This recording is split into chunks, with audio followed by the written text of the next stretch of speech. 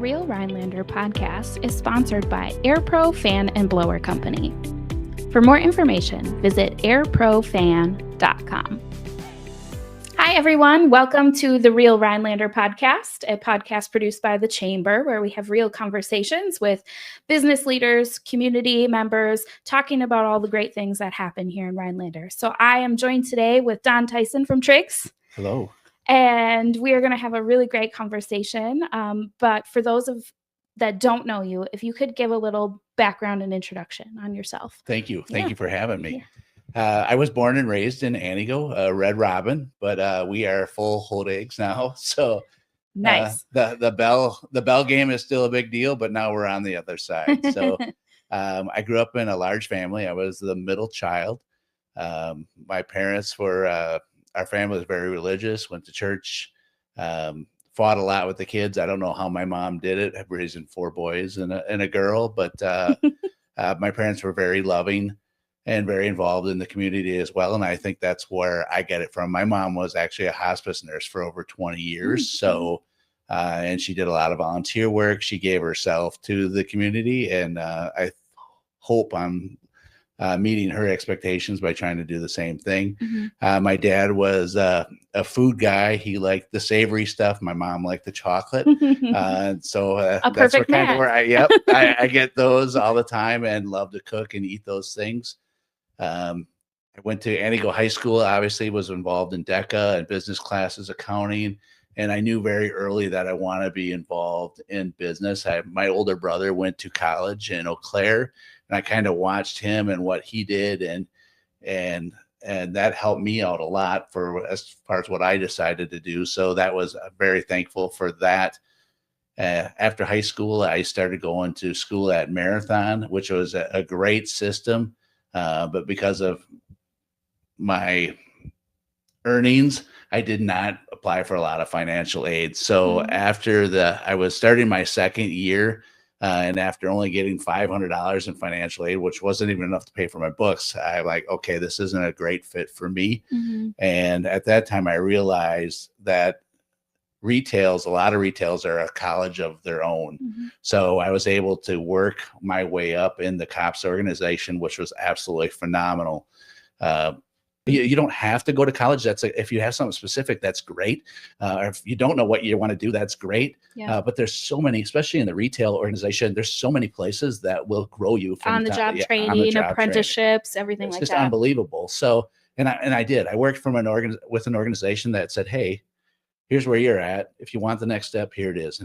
So the next school year, I went 1 week and I said, that's it. I talked to my boss or one of our directors at the time. And I said, hey, I'll go anywhere. I'll do anything.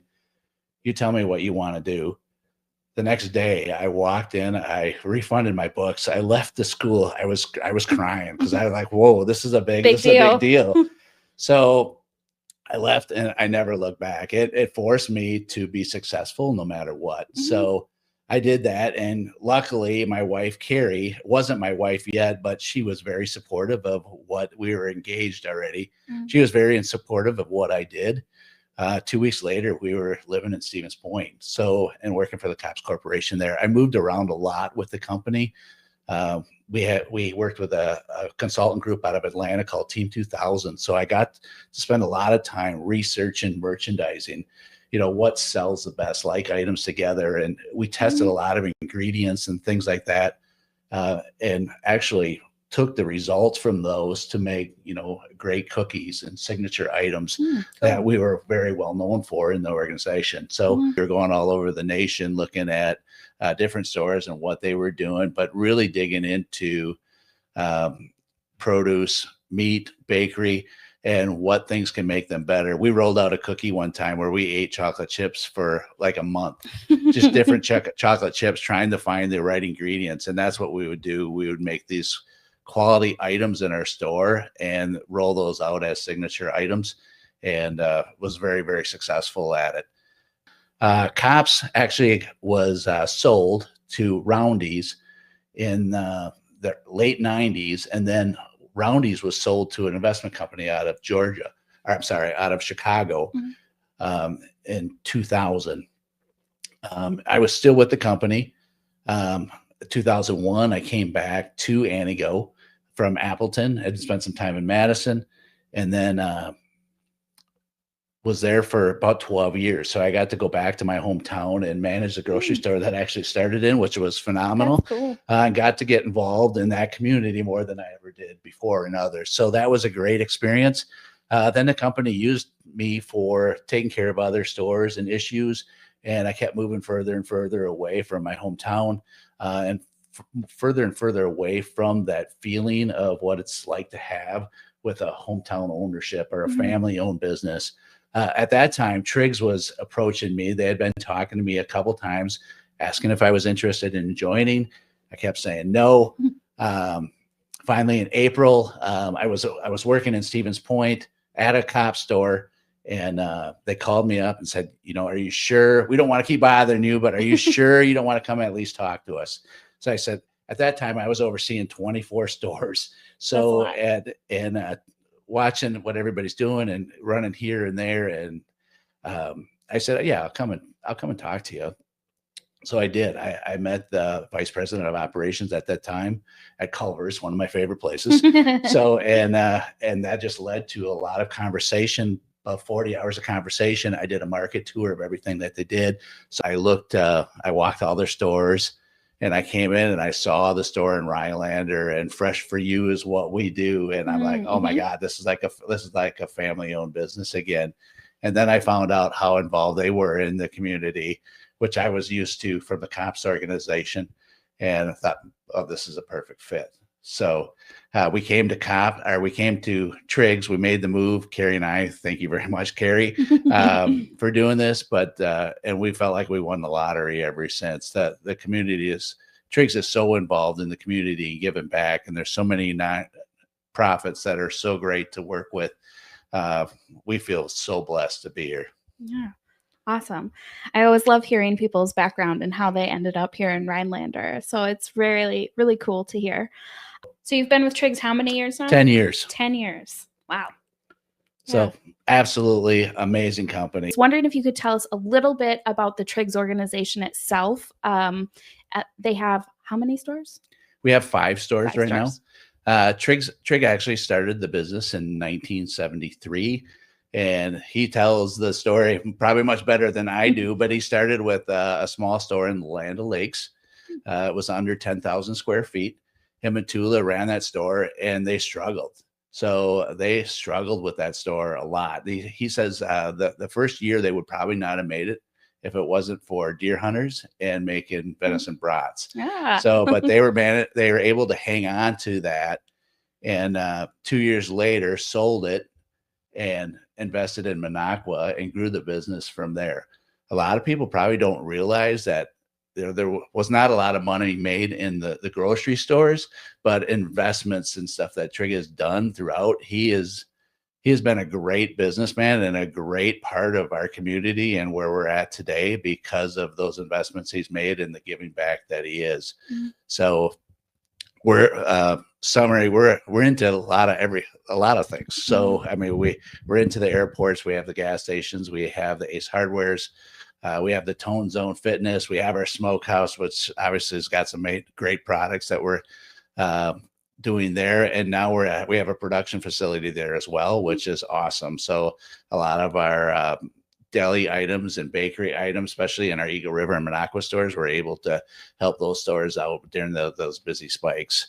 So Trig's overall is just a small town grocery store, privately owned, that's really giving it all back to the community. A lot of people probably don't know this as well, that Trig has announced that when he's gone, everything goes to a board, just very similar to how we run a nonprofit. And everything's going back to the employees, to the store, to keep it going for our community, so that we can continue to provide and help with the community. Cool. Yeah, it's very important in business to succession plan. So smart. It is awesome. Yeah. Awesome place to work. I mean, there's a lot of different things I've seen the store do. I mean, you do like the brat sales in the summer and stuff like that, helping organizations. So can you talk a little bit about some of the other things that you guys do? Well, the brat sales are great for any nonprofit that comes in. we do a great deal. The brats, we sell our brats for 50 cents a piece to the, so I mean, there's just and they're selling them, they turn around and sell for $4. So that's a great moneymaker for groups. They can make anywhere from 200 to Let's Go Fishing, one of the charities I'm also involved with. I think they made over $1,600 in a couple days. So that's phenomenal.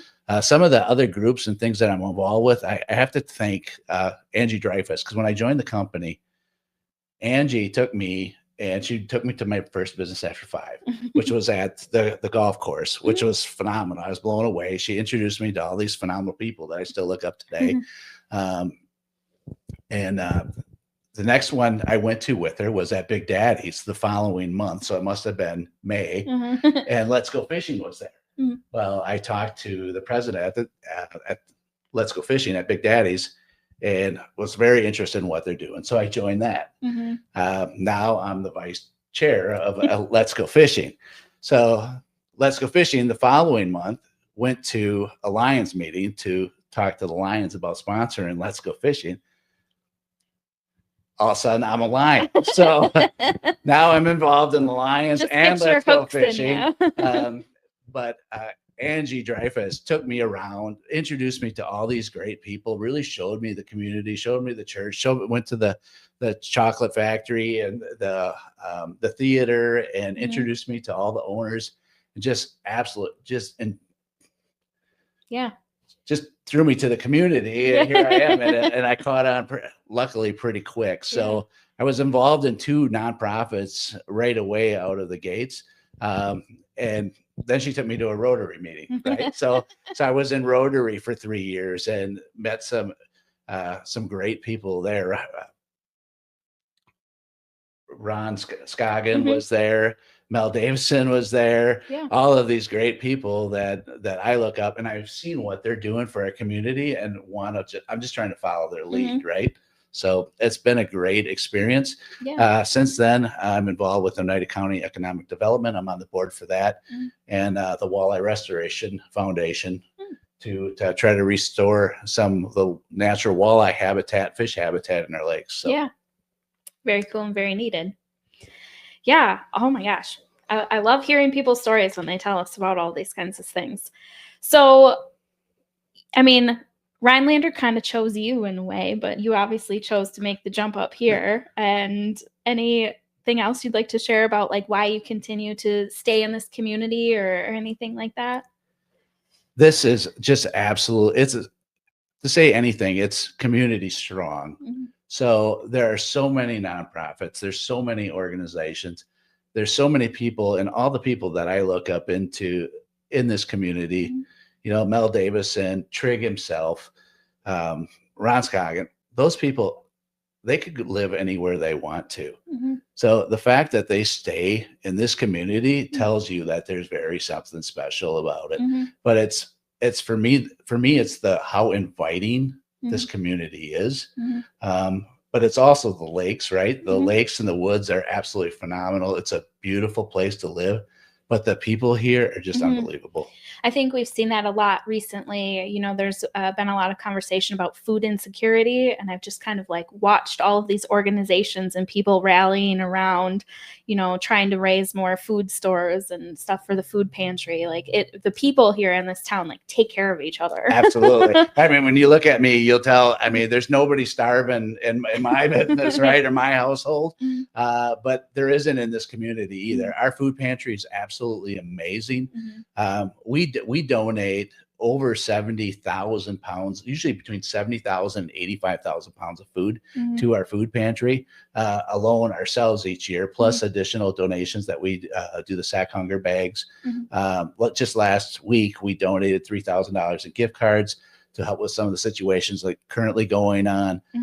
They pick up from our store 3 times a week. But we also work with our vendor partners. Kemp's has been great with us to help with their weekend food for kids program, and Russ Davis Wholesale, another great organization that we work with. They're sending pallets once a week of produce that we in turn send over to the food pantry. So it's just awesome. Everybody's looking, and all the nonprofits, the Lions, they're there every once a month helping fill the bags and get people going. So all the charities that I'm involved with are also involved with the food pantry, and it's just such a community strong area. Food pantry, one of the best operated food pantries I've ever seen. So it's absolutely awesome. Yeah, it really is. Our leadership class tours it every year, and it's always interesting to people to see how they operate and all of the things that they do. Like that weekend backpack program is unique and a much needed program in the Northwoods. So it is. Yeah. Okay, so I kind of mentioned to you before, like, I feel like no matter when I go to Trig's, sometimes it might be 7 o'clock in the morning or 2 o'clock on a Sunday or 7 p.m. Like, I feel like you're there all the time. And I think that's a testament to your leadership. And I was just wondering if you have any like specific, I don't want to say policies, but like, your thoughts on leadership and how you're choosing to lead your team and be involved in that way. Again, I follow the people before me.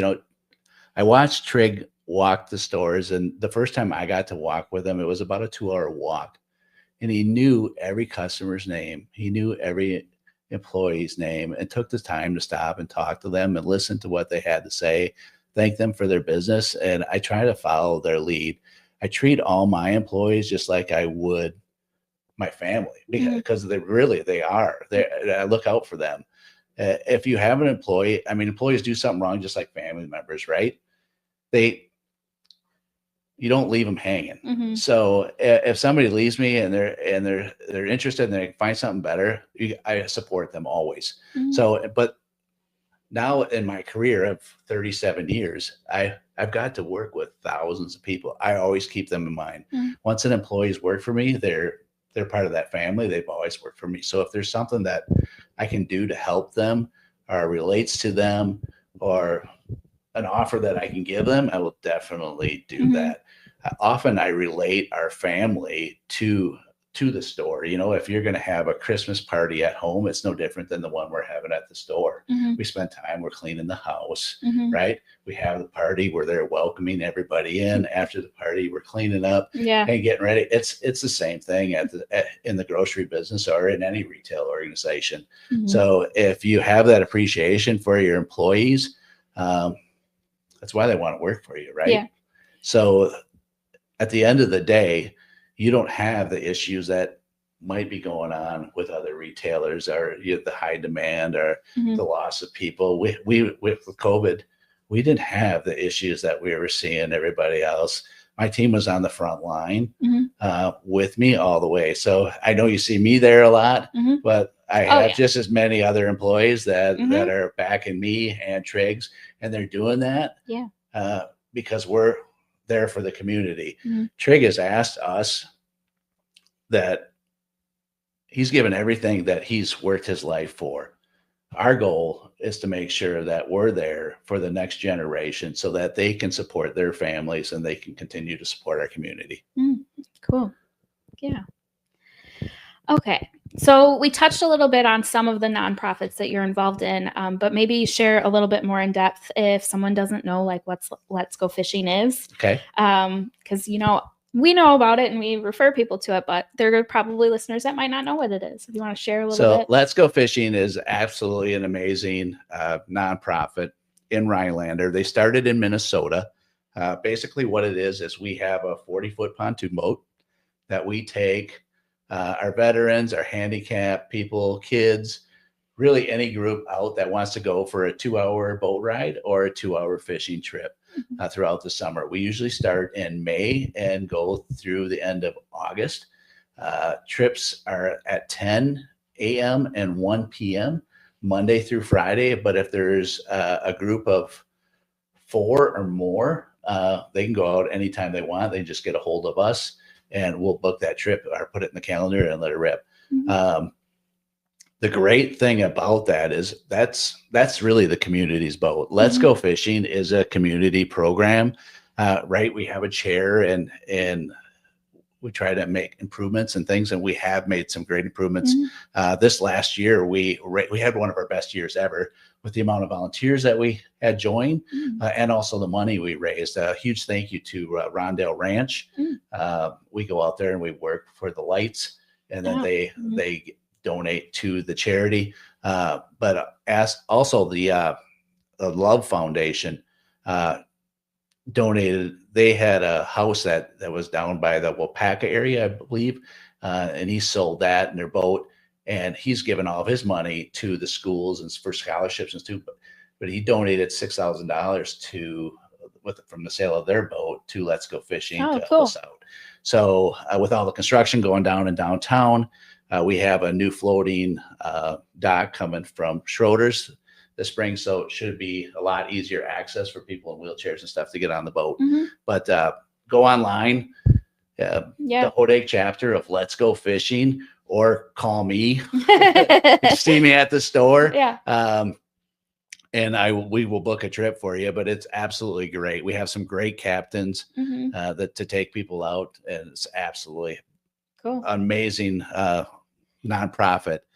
Great thing about that is any group, ideally we can get groups to use it and somebody within that group to be a captain to take those groups out. So the goal is to get that boat on the water for the people in this community and other communities. We have people from Wausau and Antigo come and enjoy it as well.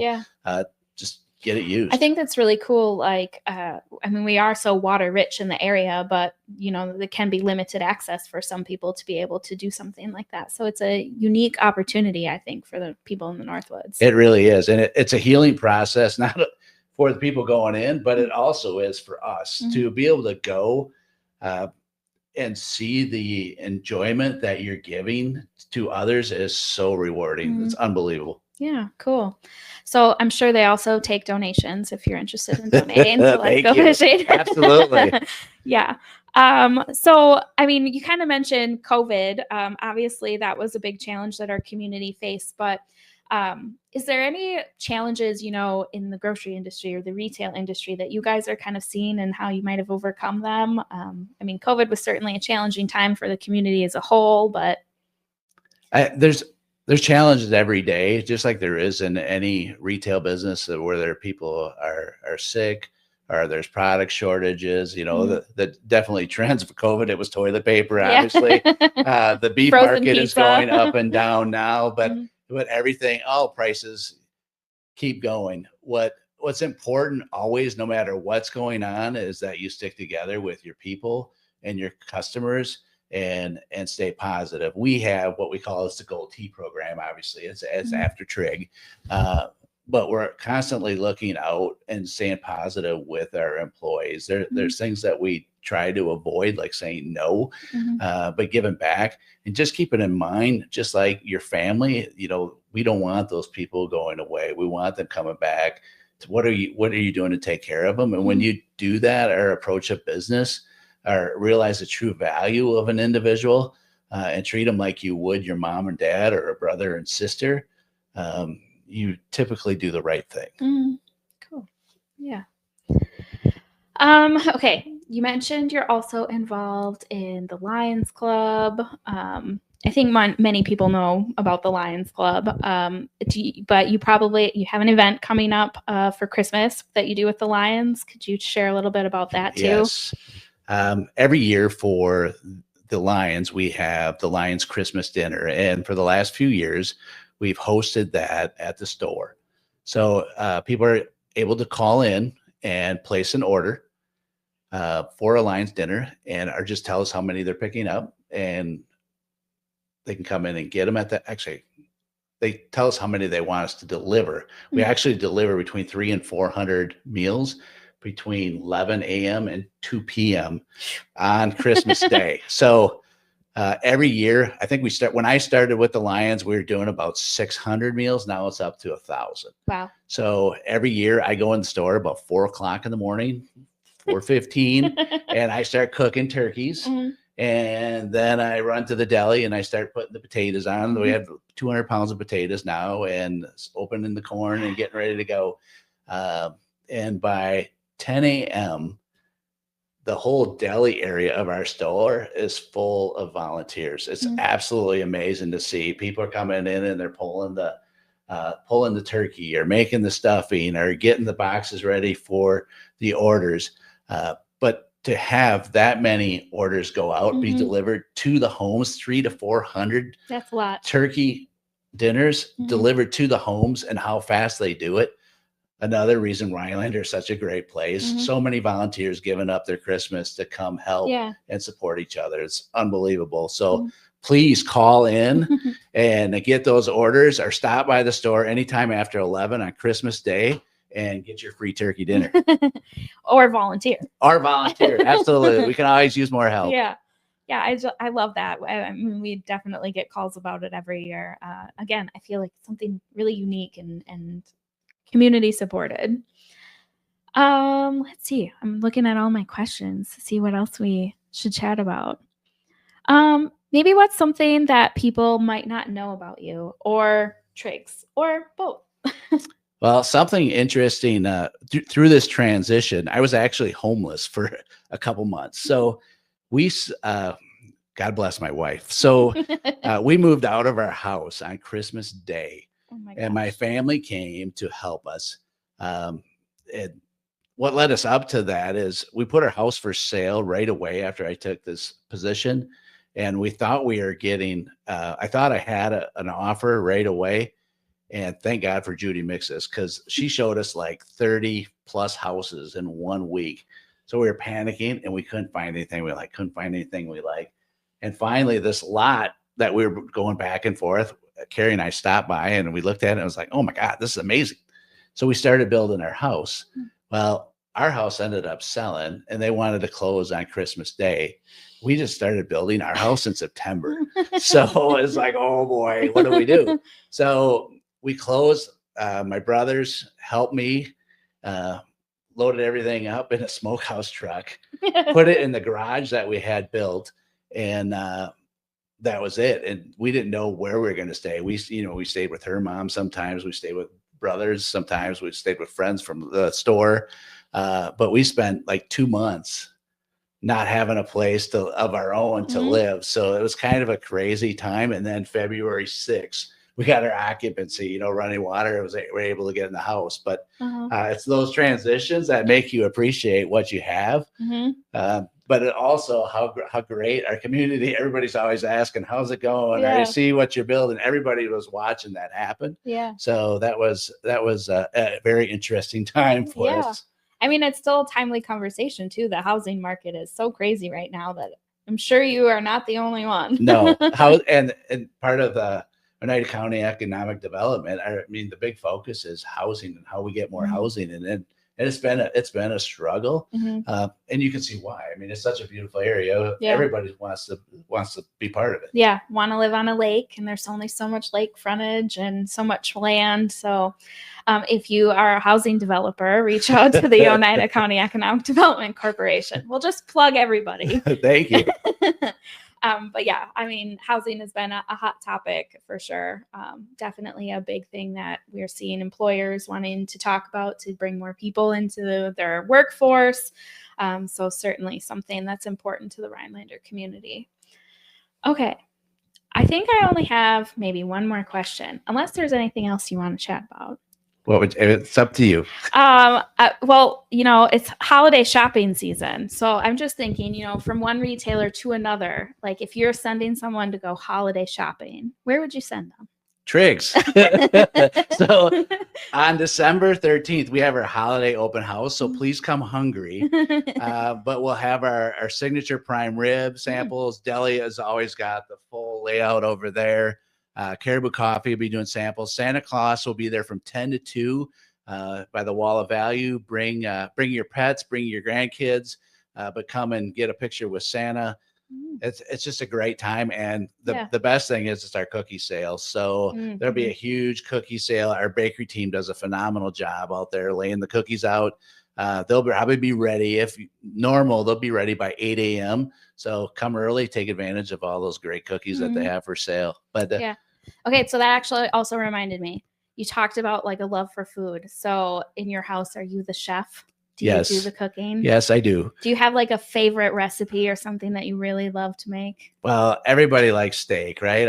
I mean, steaks on the grill and corn on the cob on the fire are favorites of mine, but I like all foods. Yeah. And I do enjoy that. I tell people, try this. It'll take you to the promised land, like the almond joy cookies I brought today. So there's so many great things that we have in the store, so many great things to cook. I definitely am passionate about cooking and all the different foods. Cool. So is there something that just another random question that you carry at Trig's that like maybe most people wouldn't expect that they could find? There's several of those items. So a lot of stuff that we develop in our smokehouse are all signature items. So we have the world's best brat. We have the signature grind. We have our old world summer sausage. That's great for the holidays. We've started slicing sausage, so you don't even have to have summer sausage. So you don't even have to do that. Our hams are absolutely phenomenal. But we also carry and support some of our local like the cranberries from the marshes absolutely, and stuff like that. Yes. And some of the local bakeries, and those are all great items as well. So there's a ton of great things that we carry that you're just not going to find anybody else. That's by design, right? We want to support our other local businesses and have something different that our competitors not. Yeah, cool. Okay, I thought of one other question. All right. I'm just gonna keep going. You've clearly volunteer in so many different organizations. Is there like, if somebody's thinking about getting involved in an organization, like, is there a first step or a piece of advice that you could offer to somebody that's trying to start a volunteer career? I would say go with somebody or find somebody in that organization. If it's the Lions, if it's Let's Go Fishing, talk to me. I've been fortunate enough to be involved in quite a few of them in the 10 years that I've been here. And I'm always looking for another one, or something else to do, but I got to get somebody to take my spot. Right. So just like at the store or any business, we find somebody some up and comer to take over our role, let them enjoy that. And then we can seek some other ones. So I'm open to taking somebody to Lions or taking them out on the boat or Let's Go Fishing, but just go do it. Try it. Get involved. Get involved. Go on it. Go on as you don't have to volunteer right away. Go on. If it's Let's Go Fishing, book a boat ride, see what it's like, see what they're doing, see if that's something you'd be interested in.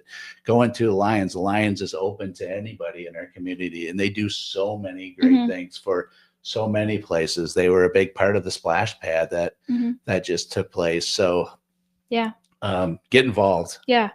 On the Chamber's website, we do have a resource for volunteer opportunities. So a lot of nonprofits will post their, if they have a specific day, it'll be on a calendar, or their ongoing opportunities. If you're seeking opportunities to get involved, check out that volunteer page on our website, because there are tons of nonprofits. Like, we've only touched on a few today, but the Rhinelander area has hundreds, I would guess. They do. I have never seen more nonprofits than I have in this community. Yeah. Or go to a business after 5. Yeah. Yeah. Come network. We can point you to the right person to talk to. But yeah, it's very fulfilling, I think, to serve as a volunteer and be involved in the community in any way you can. Well, thank you so much for sitting down and talking with me today. It's been very nice to learn your background, and it's very cool. I love having these conversations. So any other final thoughts or anything? No, thank you for doing this. Yeah. Thank you for having me. And thank you, Rhinelander community. Well, great. So thank you all for tuning in to the Real Rhinelander podcast. We'll see you next month.